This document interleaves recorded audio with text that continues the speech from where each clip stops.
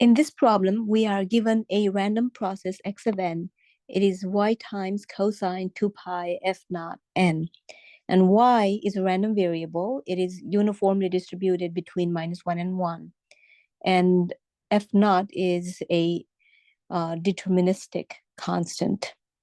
And we have to find the mean, the autocorrelation function, and determine whether x of n is a WSS random process or not. Now, we know that the mean of x of n is going to be given by the expected value of x of n, and plugging in the expression for x of n, this is what we get. And in this expression, only y is random, cosine is not, so we can pull cosine out of the expectation. And then we are left with the expected value of y, uniformly distributed between -1 and 1. So this is 0. That makes the whole mean of x of n 0. Now we need to find the ACF of x of n. And by definition, the ACF of x of n is, this is the notation. So autocorrelation evaluated at time n and n plus k. And it is the expected value of the autocorrelation between x of n and x of n plus k. Now we are plugging in the expressions for x of n. X of n means just y cosine 2 pi f naught n. And then we have x of n plus k. So that means we take the expression for x of n and replace n by n plus k. And then once we do that, what we see here is we have y and y. So we have y squared, and that is the only random part.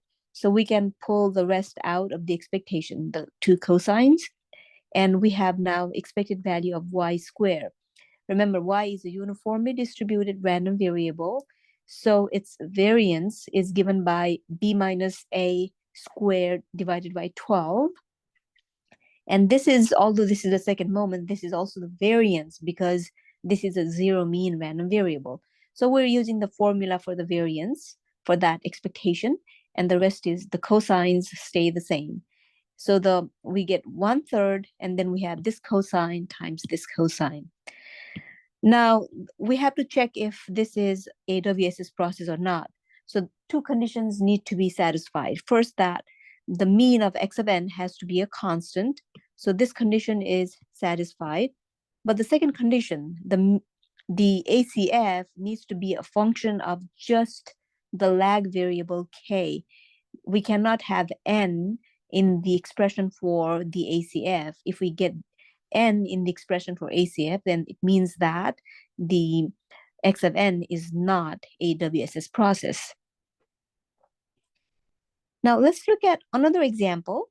In this example, x of n is defined in this way. So y is still a random variable uniformly distributed between 0 and 2 pi, but now it appears inside the argument of cosine as a phase of cosine.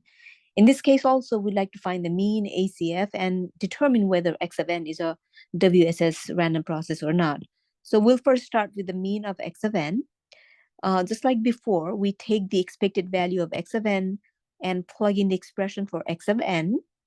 And here y is uniformly distributed. So to find the expectation of this cosine, what we can do is multiply this cosine by the PDF of y, which is 1 by 2 pi. And it varies from 0 to 2 pi. And now when we evaluate this PDF, it is going to be 0. Now, why does that happen? So think about this integral. This integral, 1 by 2 pi is just a constant. And this now integral is the area under the function cosine. And if we plot it as a function of y, we can think of 2 pi f naught n as just a phase of that cosine. So when we go from y equals 0 to 2 pi, so what we get is one complete cycle of this cosine. Its start and end time, it depends on the phase 2 pi f naught n. But what we do get is one complete period of this sinusoidal function, and the area under the PDF is always going to be, total area is going to be 0, because half of the time the function lies above the horizontal axis and half of the time under the horizontal axis. So the total area is 0. Next, we'd like to evaluate the ACF of x of n. By definition, this ACF is the expected value of x of n times x of n plus k. And plugging in the expressions for x of n and x of n plus k, then what we have is cosine A times cosine B. And here we can use the formula for cosine A, cosine B. So which is half cosine A plus B plus cosine A minus B. So this is the A plus B term. This is the A minus B term. Half can be factored out of the expectation. And then simplifying this, what we get is for the first cosine, we have this term. For the second cosine, the n gets canceled, y gets canceled, and we're left with that. So in the first cosine, we do have a random variable, y. In the second one, we don't have a random variable. So for the second one, it can come out of the expectation because there is nothing random. Now for the first one, we are trying to find the expected value of this cosine term where y is the random component. And just like what we had before, this is a cosine where all this component can be considered as the phase of that cosine. And then it varies with y, where y goes from 0 to 2 pi. If y varies from 0 to 2 pi, then 2y is going to vary from 0 to 4 pi. So again, if we compute the area under this PDF, half of the time it's above the horizontal axis, half of the time it's below. So the total area is going to be 0. So this expectation is again 0. And we're left with this, the second term, the cosine 2 pi f naught k by 2. And now we have to see if it's the x of n is a WSS process or not. So two conditions need to be satisfied. The first one is that mean has to be 0, which is satisfied. The second one is that the ACF has to be a function of k only. There should be no n in that expression for the ACF. And that condition is also satisfied. So x of n is a WSS process. Now, what we'd like to do next is, for the same WSS process that we just worked on, we'd like to find the power spectral density P of F, and then we'd like to find the 4x4 ACF matrix.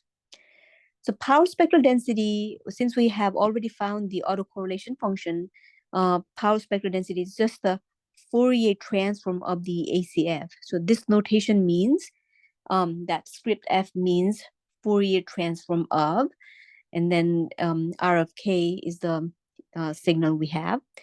And substituting the expression for R of k, this is what we have. Half can be pulled out of the Fourier transform operation, and the Fourier transform of cosine is 2 impulses, but there should also be a half factor. So the total answer would be 1/4 delta f minus f naught plus delta f plus f naught. Next, we'd like to form the 4x4 ACF matrix. The 4x4 ACF matrix is given by this. So once we have RK, we can evaluate RK at R0, R1, R2, R3, and so on. And this is a Toeplitz matrix. Remember, this is a WSS process, so the ACF matrix is going to have a Toeplitz structure. So if we look across any major diagonal, like that one, this one, what we can see is that the elements across any major diagonal are going to be equal because it's a Toeplitz matrix. Now, substituting the expressions for R0, R1, R2, and so on, we get this big matrix, and we can simplify a little bit more. We can factor out half from on all the elements. And also this is 2 pi f naught 0 is 1. So simplifying this expression, what we get is this for the ACF matrix.